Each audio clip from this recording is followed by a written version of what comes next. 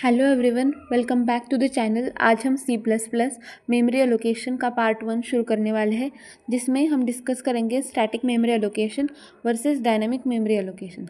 This is very important topic because इसी से आपको समझ आएगा कि वेरिएबल्स, एरेज और ऑब्जेक्ट्स मेमोरी में स्टोर कैसे होते हैं। तो पहले देखते हैं what is a static memory allocation. So static memory allocation मतलब मेमोरी कंपाइल टाइम पर डिसाइड होती है।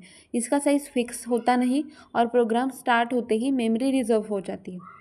तो पहले देखते हैं, जब भी हम हमारे मेन में कोई भी लिखते हैं चीज़ लाइक वेरिएबल को मेमोरी असाइन करते हैं, तो मैंने पहला स्टेटमेंट लिखा है इंट एक्स इक्वल्स टू 10, और ये जब भी मैं रन करूँगी तो एग्जीक्यूशन सक्सेसफुल होता। तो स्टैटिक मेमोरी में स्टोर होते हैं नॉर्मल वेरिएबल्स जैसे एक्स, फिक्स्ड साइज एरेज जिसकी साइज फिक्स्ड होती है वो, फंक्शंस, लोकल वेरिएबल्स और स्टैटिकली क्रिएटेड ऑब्जेक्ट्स। ये सब स्टैक मेमोरी का पार्ट होते हैं। जब when I write this like int x equals to 10, compiler already notes कि x इंटीजर है और उसमें 5 इंटीजर्स स्टोर होंगे। मतलब x इंटीजर है और उसमें 10 नंबर स्टोर होगा। और जब I write int A R equals to, मैंने एक एरे क्रिएट किया ए आर आर ऑफ 5, तब इट नोज कि एक एरे है और उसमें 5 इंटीजर स्टोर होंगे। स्टैटिक मेमोरी का बिगेस्ट एडवांटेज है कि एक फास्ट है और it is automatically managed. And it's biggest limitation is कि साइज उसकी फिक्स होती है और उसमें फ्लेक्सिबिलिटी नहीं होती। अब हम देखते हैं कि डायनेमिक मेमोरी क्या होती है। तो डायनेमिक मेमोरी एलोकेशन मतलब मेमोरी का साइज़ रन टाइम पर डिसाइड होता है। मेमोरी का साइज़ फिक्स्ड नहीं होता। ये मेमोरी हिप में मिलती है, हिप में स्टोर होती है। इसके लिए सी प्लस प्लस में 2 कीवर्ड्स यूज़ होते हैं। पहले न्यू मेमोरी एलोकेट करने के लिए and second delete memory free करने के लिए। डायनेमिक मेमोरी फ्लेक्सिबल होती है। हम यूज़र से इनपुट लेकर एरे बना सकते हैं। हम ऑब्जेक्ट्स रन टाइम पर क्रिएट कर सकते हैं। अब हम देखते हैं एक let's write one simple program जिसमें आपको स्टैटिक और डायनेमिक मेमोरी दोनों का क्लियर डिफरेंस दिखने वाला है। तो मैं अब लिखती हूँ, मैंने अभी लिखा इंट,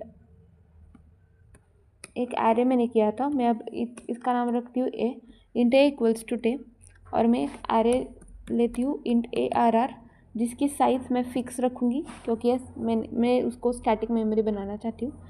और उसमें मैं 5 वेरिएबल्स इनपुट करूँगी जैसे 1, 2, 3, 4 एंड 5। ओके, तो ये मेरा होगा स्टैटिक मेमोरी। मैं इधर प्रिंट करती हूँ स्टैटिक मेमोरी।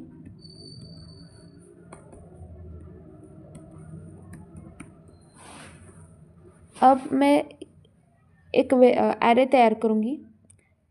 मैं ये प्रिंट कर सकती हूँ, एरे के जो 5 वेरिएबल्स हैं वो मैं आसानी से प्रिंट कर सकती हूँ। अब मैं क्या करूँगी, तो एक पॉइंटर करूँगी जिसका यूज़ मैं करने वाली हूँ डायनामिक मेमोरी एलोकेशन के लिए। तो मैंने एक पॉइंटर किया तैयार, इसमें मैं यूज़ करूँगी कीवर्ड न्यू का और इसमें लिखूँगी इंट, और मैं पॉइंटर में एक वैल्यू दूँगी 50। ओके, और इधर मैं आज प्रिंट कर रही हूँ डायनामिक मेमोरी।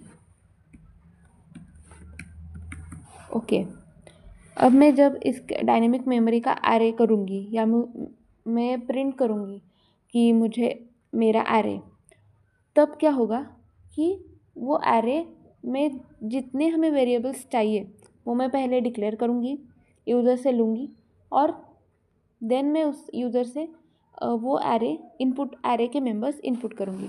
तो ये होगा मेरा डायनेमिक मेमोरी। तो इसमें स्टैटिक मेमोरी का पार्ट है ये है कि मैंने पहला इंट इक्वल्स टू 10, इसका वेरिएबल मेरा इंटीजर है, उसकी साइज़ फिक्स्ड है। देन एरे मैंने किया तो उसमें 5 वेरिएबल्स हैं तो इसके साइज़ फिक्स है। तो ये होगी मेरी स्टैटिक मेमोरी जो कि स्टैक में स्टोर होगी। और ये जो है पॉइंटर, और ये पॉइंटर में जो भी मैंने वैल्यू दी है वो होगा मेरा डायनामिक, क्योंकि इसमें मैंने कीवर्ड्स यूज़ किए हैं न्यू, और ये जो मेमोरी है उसका साइज़ फिक्स्ड नहीं है, ये यूज़र से मैं लेने वाली हूँ तब वो फिक्स होगा। तो ये जो होगा वो मेरा हीप में स्टोर होगा।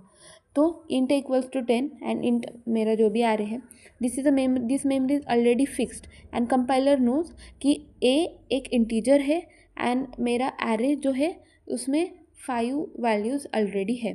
तो ये स्टैक मेमोरी में स्टोर होने वाला है। और ये जो है int pointer new equals to new int, तो यहाँ हमने एक इंटीजर को हीप में एलोकेट किया, पॉइंटर सिर्फ उसका एड्रेस होल्ड करता है।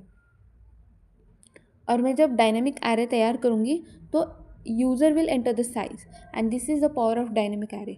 जो एरे का साइज़ है वो यूज़र एंटर करेगा और मेरा स्टैटिक मेमोरी में मैं एरे का साइज़ दे रही हूँ और मैं उसमें वेरिएबल्स अलोकेट कर रही हूँ। तो डायनेमिक मेमोरी का क्या है, साइज़ फ्लेक्सिबल है और ये इसका साइज़ रन टाइम पे डिसाइड होता है और ये हीप मेमोरी यूज़ करता है। तो स्टैटिक मेमोरी में ऐसा कुछ भी पॉसिबल नहीं है। तो डिलीट हम जब करते हैं तो हमारा मेमोरी फ्री कर देता है। डिलीट कीवर्ड हमारी मेमोरी फ्री करता है। जैसे हमें मेमोरी खुद अलोकेट की वैसे ही हमें मेमोरी फ्री करनी पड़ती है। तो जब मैं डायनेमिक मेमोरी में मेमोरी अलोकेशन में खुद करूँगी तो मुझे फ्री भी खुद करना पड़ेगा। तो वो मैं डिलीट कीवर्ड यूज़ करके करूँगी।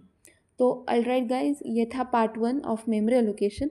आज हमने सीखा कि स्टैटिक मेमोरी क्या होता है जो कि फिक्स्ड होता है एंड डायनेमिक मेमोरी क्या होता है तो वो यूज़र से हम लेते हैं और ये फिक्स नहीं होता एंड उसमें हम न्यू एंड डिलीट का यूज़ करते हैं। उसका हमने बेसिक यूज़ भी देखा, स्टैटिक वर्सेस डायनेमिक का एक एग्जांपल देखा और नेक्स्ट वीडियो में हम कवर करेंगे स्टैक वर्सेस हीप मेमोरी, जो इस टॉपिक को और डीप समझने के लिए परफेक्ट है। अगर वीडियो पसंद आई है तो लाइक, कमेंट और सब्सक्राइब ज़रूर करना। मिलते हैं ऐसी अगली नेक्स्ट वीडियो में। तब तक के लिए बाय।